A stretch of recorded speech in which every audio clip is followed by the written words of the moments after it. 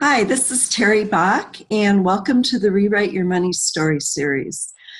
In talking with a lot of my clients and just other people in general about debt and overspending, I've noticed how often the subject of fighting about money comes up. Spouses fighting maybe because one is a saver and one is a spender, and some other issues around money.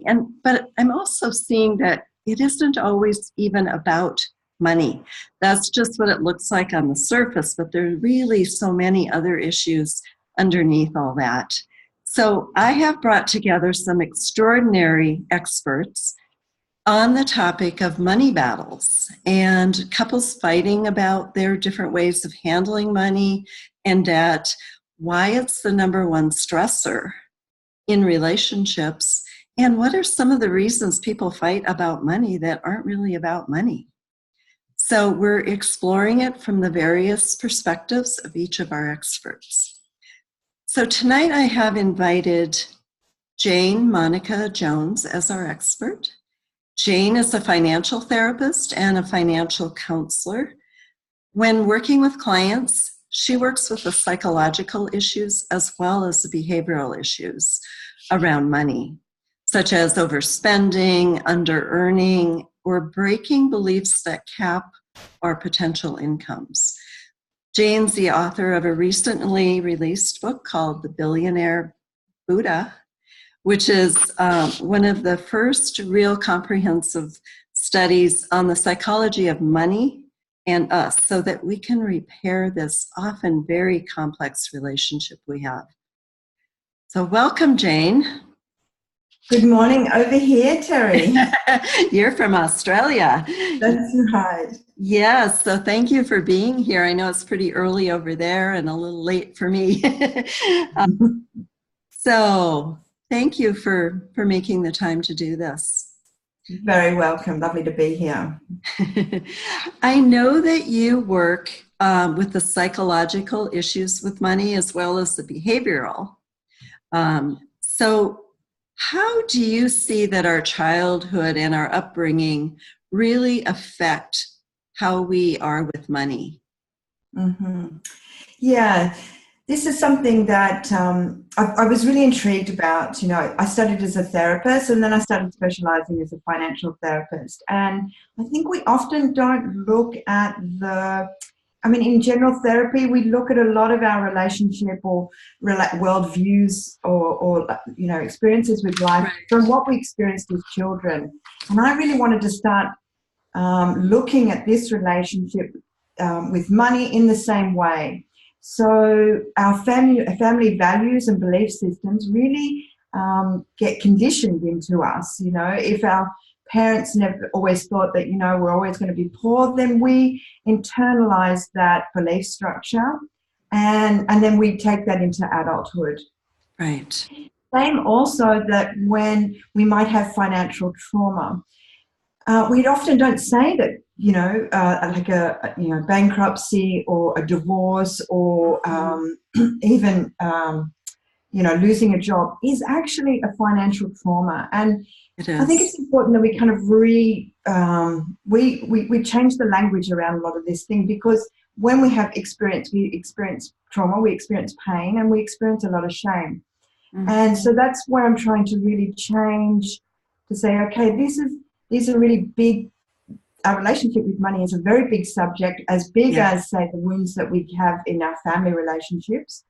And that's the way I work, essentially. So a great, example of, say, financial trauma was, 2 generations back, the Great Depression, of which, say, your grandfather or grandparents, they either had lost their job or had no money, and then that sort of trauma gets infused into your parents and then into you, essentially. Now, you don't know where that poverty consciousness, or whatever you want to call it, came from, but it really sits in your DNA. We know that a lot of genetic material is placed and genetic memory is placed into our bodies from our parents and from our ancestors, and issues with money is going to be transferred in the same way. Absolutely. Yes. Yeah. A lot of those relationships we have with our family affects our money in so many different ways. Yeah. Absolutely. Yeah. And we often don't know that a lot of this stuff, this sort of genetic material or behavior material is quite unconscious to us. And we saw this as a way to survive inside of our family structure, essentially. But Hmm. that was the way that family had to survive. It doesn't mean that when we grow up, that those same strategies apply. And so we have to almost unravel all that conditioning in a way that we were Exactly. born into. Yeah. And we watch it happen too. It's, because as kids, we pick up so much from what's going on around us. Yeah. Yeah. Exactly. Yeah. Yes. So, how do you think all of that affects our personal relationship with money? So, basically, when we come into, say, an intimate relationship with someone, and we're living under the same roof or Right. whatever, money is an aspect of relating that's going to show up in many ways. Now, imagine that you had a family structure where it was, you're not allowed to spend anything. We have to save. We have to, be very minimal with our spending and earning. And then you might Hmm. have another party in this relationship who there was a lot more money, so it was a lot more freer. Sure. Basically, you've got two worldviews that are colliding. Yes. One person sees the world as being red, and the other one sees it as being purple, and they're both trying to convince each other that this is the way the world is. So, what the unfortunate thing is that areas of where we have conflict, and it's hard to be able to really, because it's conditioning. Our brain and our psychology says that the world is red, and the brain of the other is saying that it's purple, and it's very difficult. The conflicts of everything around the world and peoples is the Right. way this is structured. Is it's very hard for us to actually be able to understand someone's other's perspective, essentially. And so, of course, that's going to be pain points. That it's like, Right. no, we need to save, and the other one's, no, we need to play, and it's a challenge, and this it just it feels like a sense of love in a way. It feels like this core kind of place of that it's like it can be as challenging as loving, like it's like you don't see the value and the love that we're trying to integrate in here, and this Right. money thing, like the point of pain. And so that becomes the challenge against love in a way inside of the relationship, and it can break people apart essentially. So it's a big deal in any relationship. Yes, absolutely. Absolutely. So that's fascinating about love. What does love have to do with money? So it has many aspects. The more that I work in this area, I see that the relationship that we have with love, not only is in our upbringing, is that we have it with our mothers essentially, so that when we were children, we expected nurturing and regard and love from our mother. Right. What we do is we then bring the idea of money as being that source of love, nurturing, or the thing that is going to provide me love, nurturing, support, nourishment, and all that. So there's a very Right. strong link between love and money because it's a form of survival. If I have mother's love, I'm going to survive because she'll feed me. If I have money, I'm going to survive because I can feed myself. And so, Okay. whatever the issue is around our mother, issue that maybe she was overburdened, or she was too busy, or she had her own money issues, which of course all of our parents do. Right. We then build that relationship of like, right, this is what money is. This is what love is to me. It's challenged. I can't get enough of it. It's never Okay. available to me. So we Interesting. internalize all this crazy soup of both love and money and nurturing and source of Sure. nourishment and everything. And it's so complex because it's so multi-layered not that she was always overburdened, but she may have been at times. So sometimes, you know, our source of nourishment and nurturing was available to us, and sometimes Right. it wasn't. And then we take that into saying, we see this in life with money. Sometimes money is really easy to come by, and then sometimes it isn't. Exactly. So Yes. that love, in not that kind of warm, deep, romantic sense of love, but that Right. deeper kind of sense of care and responsibility and being cared for is that kind of muddy mix that we can pull love into. Absolutely. And Yeah. I see that the issue around money would also affect people's spending in some ways, because it's, you know, there's all this tied into how much money we have. Is it hard to bring into our life and all of that? And I know that a lot of people who overspend, it's also that feeling of, you know, maybe a way of feeling loved or bonding in a sense too. Yeah, so that's right. So that spending, say overspending, is a kind of a replacement for that sense of nourishment, or you know, Right. soul nourishment or love nourishment that we feel that we lack. We often call retail therapy. I mean, Exactly. it's so Yeah. beautifully. I mean, you know, we kind of brush it off, but in actual fact, it is very right on. You know, we're Exactly. trying to, you know, try and grasp or pay for a form of kind of nourishment and support by this external thing that we purchase that we're Right. missing in ourselves, so that we go out and we try and top it up. Yes. Unfortunately, it, you know, the wound never gets healed in that way. No, it doesn't last long. No. No, but it's a great indicator to say, you know, and this is one of the pieces that when I'm working with people is that if they've got a retail therapy thing, it's a really kind of easy identifier, because it's like, okay, so what do you feel that you're lacking? What's the hole that you are trying to Exactly. fill in yourself? Right. It's very similar with over earning, is another place where, you know, Do and you for mean me, under earning? no, sorry, overworking. Sorry, Oh, excuse me. okay. Yeah, overworking can be a same place that I need to kind of continually strive and attain and accumulate, Right. and can also have that sort of similar aspect of trying to fill some sort of internal hole. You're right. You're right. Yeah. Yeah, absolutely. So, what in the work that you do with people, with clients and all that, what do you see as the most common struggles that they have with money? Yeah. And why do you think they have the struggle? Look, I'd say the biggest piece is around self-care. So we're very challenged about how to kind of give real self-care. We Right. often think that, say, something like retail therapy or going having a big night out, or you know, is actual self-care. In actual fact, you know, what's more nourishing for the soul is about doing things that really support us. And we have a very challenged relationship. Basically, we work too much. We're overstretched, and so we have to find quick fixes to you know, give us some sort of form of resource. And that could be like, you know, going out and having a big massive night or something like that. Again, not so nourishing. So Right. self-care, how do I, you know, it can be like under earning is a lack of self-care.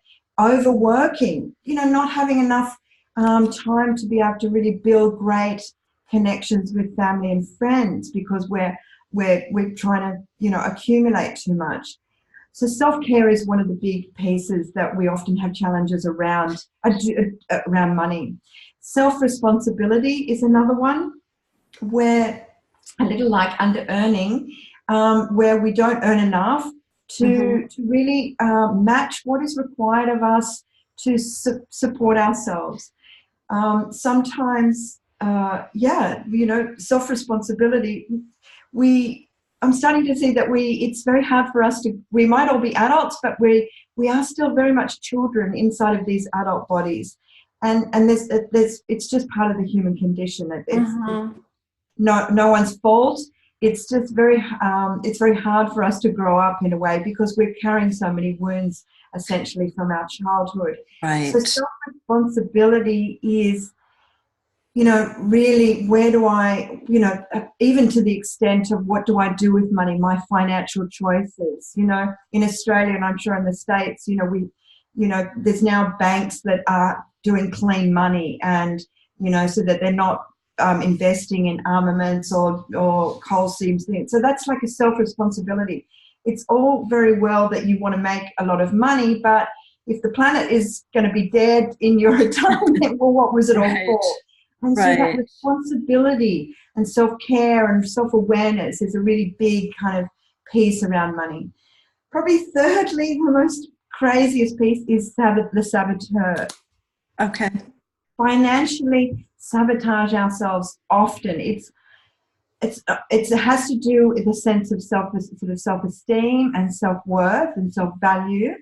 When we have the saboteur working in our life, we're not doing due diligence on an investment that may fall in our path, or we don't have enough money to get into this great opportunity that is again falls in our path.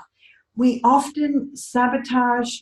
That sabotage is particularly around money is that you've got those two cafe owners, one cafe sitting next door to each other. One cafe is thriving, and the other one is going terribly. But you can see in that individual next door that their saboteur is just, imbuing their business and saying that there's no value here. So if you can clean up this one piece in your Right. life, it is Right. absolutely phenomenal. And I talk often in my book, The Billionaire Buddha, we do a whole piece around looking at how the saboteur operates in your Okay. life. And certainly Oh, in your great. Good. Yeah. I mentioned to you I bought your book, so I'm very interested in learning more about what you're talking about now. Yeah, thank you. Yeah. So, are there other ways of improving and really healing our relationship with money? Yeah, look, I think what we need to start doing generally with our relationship with money is see it as a mental health issue. Hmm. I'm kind of trying to really revolutionize the way we see money. We often see it as just a numbers game. Right. And I think because we have a lot of shame around it, particularly say if we're looking at that example of being in the depression, everybody Right. on both sides, those that had money would feel shameful that they had money in that period and those Yes. that didn't. True. So because of that pain, we relegated out, we've taken money out and said, no, it's a numbers game. And what I want to do is actually bring back that feeling that it is actually a mental health issue. Right. And from there, then we can do really key and core healing around that. What I do in my book is I look at things like the money and pain, money and shame, money and the saboteur. And I look and we do a lot of inquiry work. What is it? How are you with money and pain? Where do you go out and do retail therapy, or where do you under-earn to kind of keep yourself in a sense of pain, or where do you overwork so that you don't have to really deal with pain in your life? Right. So I Right. go through and do a lot of inquiry exercises through the book where we look at the key sort of subjects. As well as what I do is I've got a 28-day challenge inside of the book where we go through and look at the functional parts of our relationship with money, which is, for an example, and I think it's a really big one, where are you with when you die? How are you leaving your financial life to the ones you love? Right. What's happening inside of your will? Are you going to be, doing the big fingers up to someone in your family? And we Sure. do, are you going to use money as a weapon against people that you were with? Right. But I really want to just really clean up this relationship in a very big way, and it's challenging, but it It certainly is. makes for a kind of more wholesome and healthier a human, and that's certainly what I get when I have people work with me is that we think it's a numbers game, and if I just had a little bit more, my life would be a whole lot Right. better.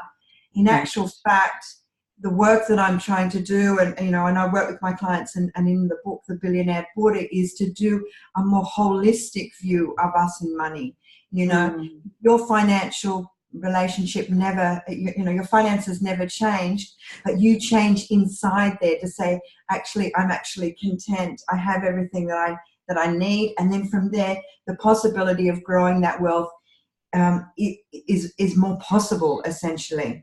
Absolutely. Yeah, so Change I'm your, really I'm talking for a financial revolution here, really. that's wonderful. We certainly need that. Yeah, and people do need to heal around money. Because it is a trauma. It is. Look, a lot of Yeah. I think we're in that age at the moment that there's a lot of money mindset stuff. The thing that I'm starting to understand about money and mindset is that when the body is traumatized, and there's a lot of research about neuropsychology, when we are in a sense of trauma, a sense of vigilance, of overactivity, we will often get signals that go up to the brain to say, I've got to work this out, I've got to work this out. And so we get into this kind of like mindset thing. If I can only get the right mindset, or if I could believe that I deserve, all these things that are conceptual concepts, you already do deserve, Right. Right. Deal with your trauma around money and finances, and really around survival, and then your whole worldview changes. Your body Mm-hmm. becomes more relaxed. You feel more capable that I've got what it takes to bring in the cash to support myself in a way that really serves me and supports me and nourishes me. Once we deal with our trauma, then we feel more capable, more confident, more supported, more capability, everything in order to do what we need to Absolutely. survive, and certainly to thrive. So Right. that's my thing. Deal with your trauma, your mindset changes. Absolutely. I totally agree with that. Yes. Thank you. Yeah, Wow. That was incredible information. Thank you for sharing it. thank you. Look, I think it's as I said, if we can start, and the other key piece is we all have trauma around money. We all have shame around money. Yes. I've worked with almost 1,000 people, in one-on-one situations, and the stories are, the stories are exactly the same, or the core wound is exactly the same. I'm not seen. I fear for my own survival. I fear that I don't have what it takes to look after myself. I fear that I'm kind of, sense of worthiness. And Mhm. once we realize, once we can start understanding that when we're not alone, then this kind of great sense of compassion comes up for ourselves and for everybody else. And Exactly. what I see often in individuals is that we will play out that kind of hungry aspect that we were in our childhood. So around the dinner table, you've got so many characters in this play. And if you were the one that always kind of the peas ran out when the bowl got to you, or there was no more Right. hand, we play that family dynamic when we get older as adults. And so we're all basically, the way I see it on the planet, we're all sitting down at the same dinner table, and we're all kind of scratching for our piece of the meal. Right. If we can somehow start healing those deeper wounds in ourselves, then we start seeing, actually, I'm full enough. We can stop fighting each other for resources. What's happening microcosmically in ourselves, and saying that I don't have enough in the world, we take it out and we play it out in our community. We play it against in countries. Right. Just And we become competitive, and if we just realize there's enough peas for everybody, and that there isn't that scarcity. That's right. Yeah, we don't have to play that family drama Right. out that we experienced as children, because that's the way we're viewing the world. Exactly. And so once we can deal with these deeper wounds, then, I just see it. I have a vision that it all just starts shifting in a way that that we're not all, going to war about resources. Right. Exactly. Yeah. Yeah. Yeah. It's all about scarcity too. Yeah. Jane, would you describe your free gift? I understand you have a gift for the audience. Absolutely. Yes. So I believe there's a button or something or a Oh, link that people yes, can and I go was, to. yes, for the listeners, there is a button right below the video that you just need to click on and you'll get to Jane's gifts. Great. So what I'm doing is three things. I'm doing a quick ebook on a key to transforming you and money. This is a bit of an ebook as well as some exercise, inquiry and exercise, so you can start understanding what inquiry is and how to kind of do some self-exploration on Okay. you and money. If you nail this piece, if you really understand this piece, this sort of key that I talk about in this ebook, it will transform not only your financial relationship, but so much in your life. So that is the first part of the giveaway. Okay. The second part in the giveaway is an MP3 guided meditation for mindfulness. So that's 30 minutes. It's an MP3. You can just download that and then put that on any device that you would like. Wow.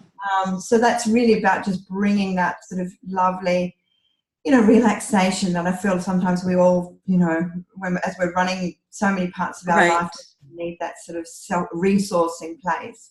Yes. And then thirdly, which is really, really exciting, as a financial therapist, I do financial therapy sessions. So I'm offering that if you go into the draw, 3 people are going to win a financial therapy session with me for 85 minutes. 85 minutes, we cover off so much. It's amazing what, even in that small time, we can, that short amount of time, you'll get an experience that 1,000 other people around the world have experienced, and you'll get it absolutely free. So 3 people are going to be winning this beautiful prize with me. And I'm hoping that, as many people can take it up. And, you can also check out my book. It's on Amazon, The Billionaire Buddha. A lot of inquiry work around that, and I'm really looking forward to giving you the gifts that I can offer. Well, I look forward to downloading them myself. So, yes, Great. Thank you so much. That's very generous. So, Jane, thank you so much for being a part of the series. I've thoroughly enjoyed talking with you today. And for the audience, I want to give you also a big thank you for being on the Rewrite Your Money Story series. Tune in tomorrow for another expert who will be sharing her way of helping couples work through this maze of money issues so that they can really find more peace in working together. So thank you all.